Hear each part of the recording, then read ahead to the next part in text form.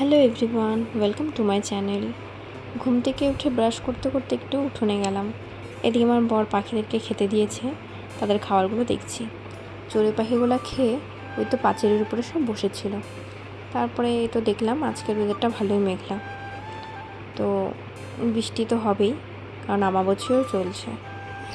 তো তারপরে এ তো দেখো আমাদের ফুল গাছগুলোর ফুলগুলো কীরকম সব মরে মরে গেছে, সব লাল ফুলগুলো কেমন কালারের হয়ে গেছে।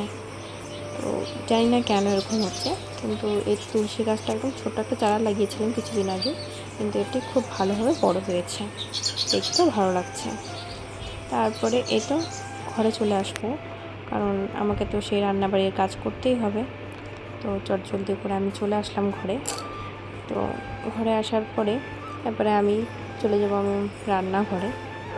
রান্নাঘরে সবার প্রথমে আগে তো সকালে একটু চা লাগেই বাঙালিদের, তো চাটা খেয়ে নেব।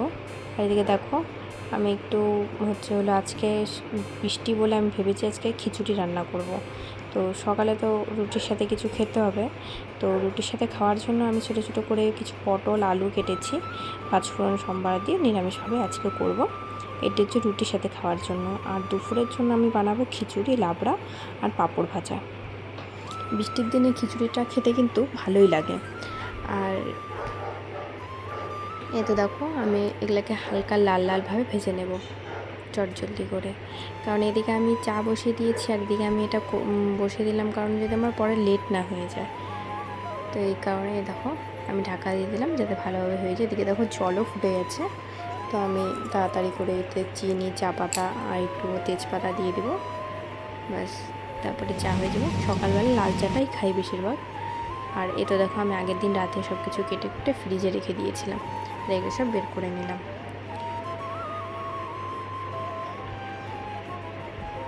তখন লাবড়ার সবজি এখানে যা যা লাগে সব কিছু এখানে আমি রেডি করে রেখে দিয়েছি। আর আমি বেশিরভাগ বিকেলেই দুধ চাটা বা কফিটা বিকেলেই খাই, আর সকালে আমি লাল চাটাই খাওয়ার চেষ্টা করি, কারণ সকাল সকাল দুধ চাটা একটু পেটের জন্য ঠিক না, এই কারণে। তো এদিকে দেখো আমার পটল ভাজাও কমপ্লিট হয়ে গেছে। এরপরে আমি এখানে যা একটু মশলা টশলা দেওয়া দরকার ওটা দিয়ে একটু দেখো লাস্টে একটু ধনা পাতা দিয়েছি, ব্যাস আমার দিকে পটলের তরকারি রেডি হয়ে গেছে। একদম গামাখা করে করেছিলাম। ধনে পাতা দিলে পরে একটা ফ্লেভারই আলাদা হয়ে যায়, খুব ভালো লাগে আমার খেতে। আর এদিকে দেখো লাবড়ার জন্য আমি এখানে হচ্ছে তেজপাতা, শুকনো লঙ্কা, পাঁচফোড়ন এইসব দিয়ে দিয়েছি কড়াইয়ে। তারপরে আমি আস্তে আস্তে সব সবজিগুলো দিয়ে সেইগুলোকে ভালোভাবে কষিয়ে নেবে লাবড়াটা করে ফেলবো। এইদিকে দেখো আমার লাবড়া বানানো কমপ্লিট হয়ে গেছে।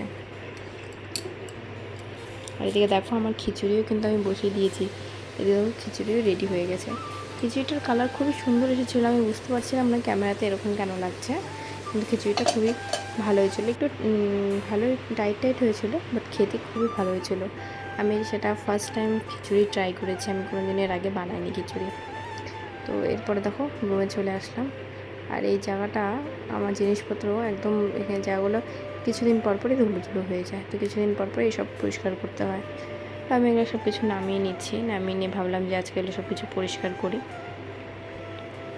কিছুদিন পরপরই করা হয়, তা সত্ত্বেও সব কিছুতে ধুলোবালি পড়ে যায়, প্লাস যতই ভালো করে গুছানো হোক সে আলাঝালা হয়েই যায়।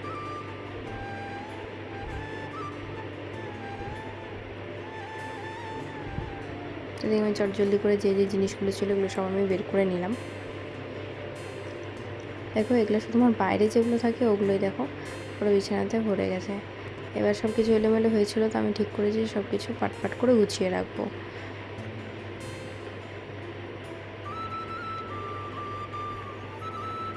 এরপরে দেখো ভিতরের কী অবস্থা, ভিতরেও একদম সব কিছু আলাঝালা হয়ে আছে। ভিতরে আমি ভেবেছি পরে পরিষ্কার করবো, আগে বাইরেটা আমি সব কিছু ঠিক করি, তারপরে ভিতরেরটা আমি করবো। তাই আমি বাইরের সব কিছু কাজগুলো করে নিচ্ছি। পার্লারে না গেলে এই ঘরের টুকিটাকি কাজগুলো করি, কারণ পার্লার এখন আমি বিকেলবেলা করে যাচ্ছি, দিনের বেলাতে একটু বাদই রাখছি। তো এতে দেখো এবার চটজলদি করে আমি সব কিছু মুছে টুছে নিব।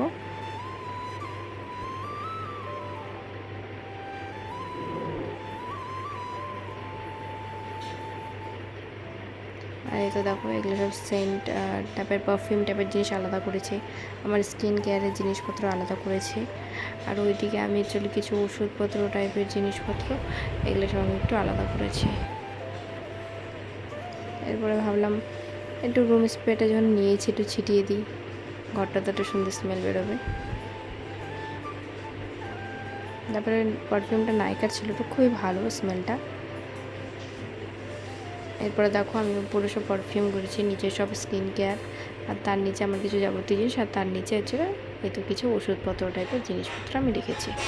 তারপরে ভাবলাম এই তো ঘরগুলো একটু মোছা যাক।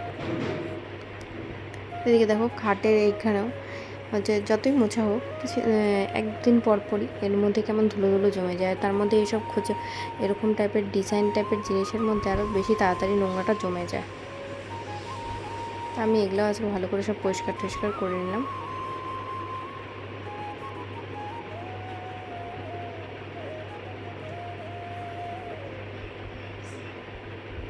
আমাদের বিয়ের ফটোটা আগে টিভির ওইদিকে লাগানো ছিল, কিন্তু আমরা ওখান থেকে খুলে আবার এদিকে আমাদের চোখের এই সাইডে লাগালাম।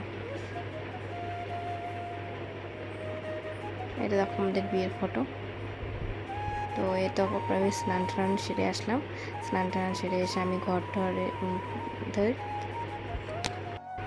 জামা কাপড় সব মেলে দিচ্ছি।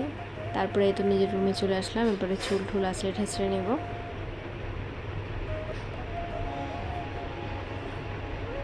চুল আছড়াতে হচ্ছে সব থেকে আমার বোরিং লাগে।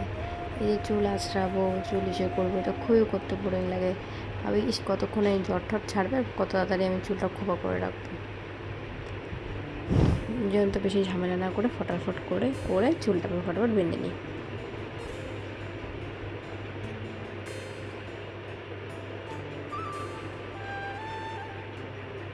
একমাত্র ঘুরতে গেলে তখন চুলটা ছেড়ে টেরে সুন্দর করে সেজে গুজে ভালো লাগে।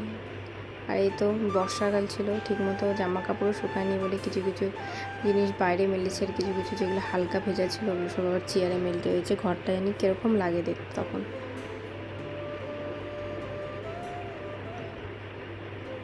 তারপরে স্নান করে আমি কিছু করি না করে একটু সানস্ক্রিন লাগিয়ে নিলাম, কারণ ঘরে থাকে কি বাইরে, একটু সানস্ক্রিনটা ইউজ করা খুবই ভালো স্কিনের পক্ষে।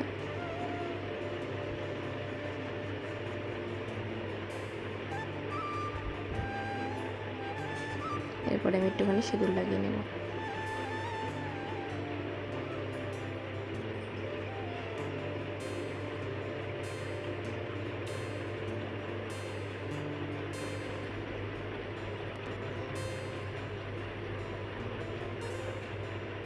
তারপরে তো আমি বসে টসে ছিলাম, ভাবছিলাম কী করব। তো তারপরে দেখি ও চলে আসলো। তারপরে এই তো ওকে খেতে দিলাম, এই তো ওকে খিচুড়ি পাঁপড় এগুলো সব খেতে দিলাম। তারপরে আমিও খেতে বসে পড়বো।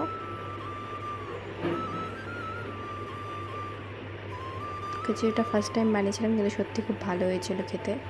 আর আমি পরের দিনের জন্য কিছু খাবার কেটে রাখলাম, সবজি কেটে রেখে দিলাম, যে পরের দিন সকালে উঠে